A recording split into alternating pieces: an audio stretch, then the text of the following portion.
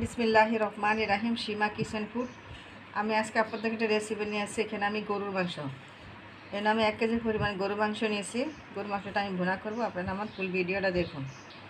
প্রথমে এখানে আমি 1 চামচ পরিমাণ দিলাম আদা বাটা, হাফ চামচ পরিমাণ দিলাম আমি রসুন বাটা, হাফ চামচ পরিমাণ দিলাম আমি জিরার গুঁড়া, হাফ চামচ পরিমাণ দিলাম আমি ধনিয়ার গুঁড়া, 1 চামচের যে একটু কম নিছি হলুদ, 1 চামচ নিলাম মরিচের গুঁড়া, দিলাম পরিমাণ মতন পেঁয়াজ কুচি,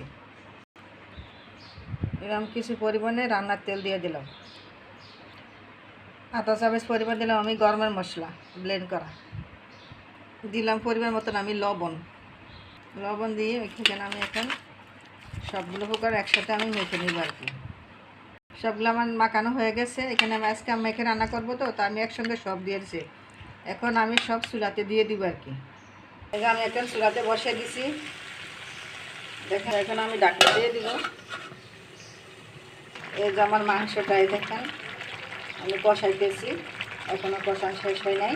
আমার মাংসটা কষানো হয়ে গেছে, তো এখানে আমি কিছু পরিমাণে আলু দিয়ে দিলাম। এখানে আলু দেওয়ার আগে 20 মিনিট কষাইছি, আলু দেওয়ার পরে আমি 15 মিনিটের মতন কষাইছি। তাই এখানে আমি কিছু পরিমাণে আমি পানি দিয়ে দিলাম। এখানে আমি বেশি কষাইছি, তো কষানোর ভিতরে আমার মাংসটা সিদ্ধ হয়ে গেছে। তাই এখানে আমি পানির পরিমাণটা আমি একদমই কমিয়ে দিলাম। এই যে আমার গরুর মাংসটা হয়ে গেছে, তা এখন আমি তুলে ফেলবো। এই দেখুন আমার মুরগির মাংসটা সরি গরুর গোস্তটা হয়ে গেছে। দেখুন কত সুন্দরটা কালার। আমার মতন আপনারা এভাবে রান্না করে খেয়ে কমেন্ট করে জানান প্লিজ। আমার ভিডিও যদি ভালো লেগে থাকে আমার চ্যানেলটাকে লাইক কমেন্ট করুন, সাবস্ক্রাইব করুন।